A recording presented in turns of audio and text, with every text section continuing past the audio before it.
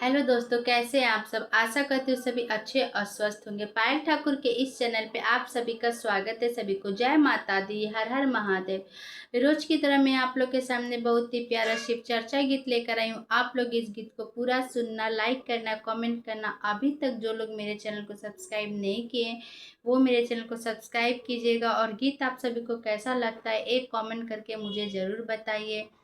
और हर हर महादेव लिखना मत भूलिएगा। बहुत ही प्यारा शिव चर्चा गीत है। आशा करती हूँ आप सभी को ये गीत पसंद आएगा।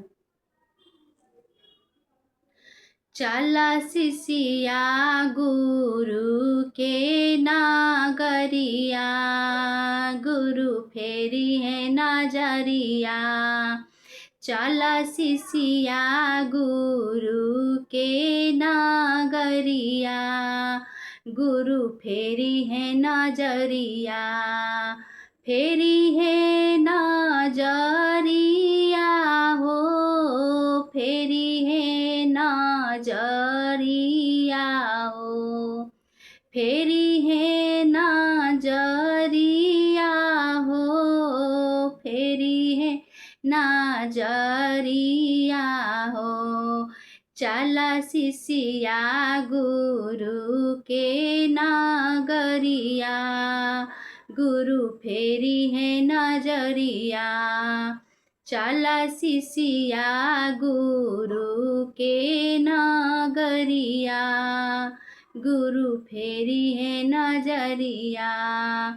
शिव के नगरिया में जे भी जाली दुखिया हो, शिव के नगरिया में जे भी जाली दुखिया हो।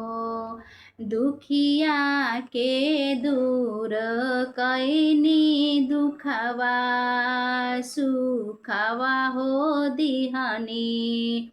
दुखिया के दूर कैनी दुखवा हो, सुखवा दिहनी। चल सिसिया गुरु के नागरिया, गुरु फेरी है नजरिया।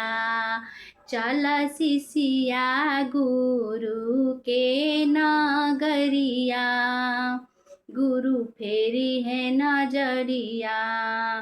मोह माया छूटी जई है, छूटी जई है दुनिया हो।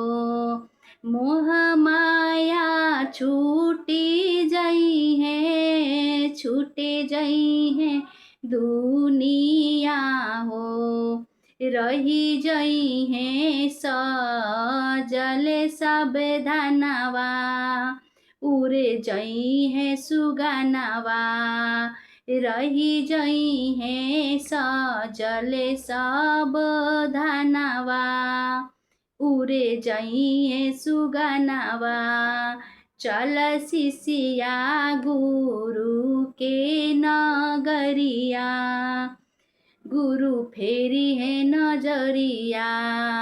चल सिसिया गुरु के नगरिया, गुरु फेरी है नजरिया। हरिहर बसवा के बन जाई है डोलिया हो। हरिहर बसवा के बन जई है डोलिया हो। लाल चुनरिया ओढ़ी बिदैया, होई जई है सिसिया।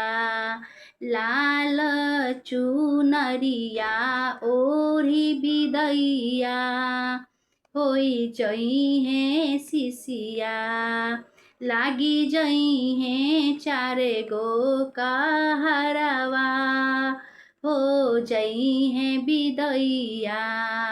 लागे जई है चार गो कहरवा, हो जई है बिदैया।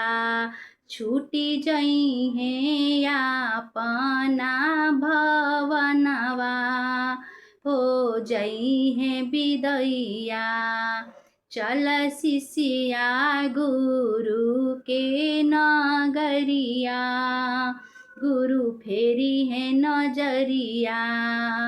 चल शिष्या गुरु के नगरिया, गुरु फेरी है नजरिया।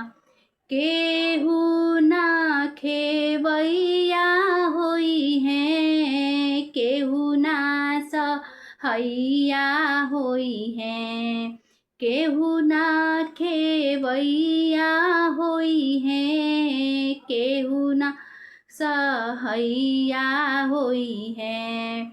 शिव गुरु करी है पार नैया, बने जई है सहैया। शिव गुरु करी है पार नैया, बने जई है सहैया। चल शिष्या गुरु के नगरिया, गुरु फेरी है नजरिया। चल शिष्या गुरु के नगरिया, गुरु फेरी है नजरिया। हर हर महादेव। गीत कैसा लगा जरूर बताइएगा। धन्यवाद।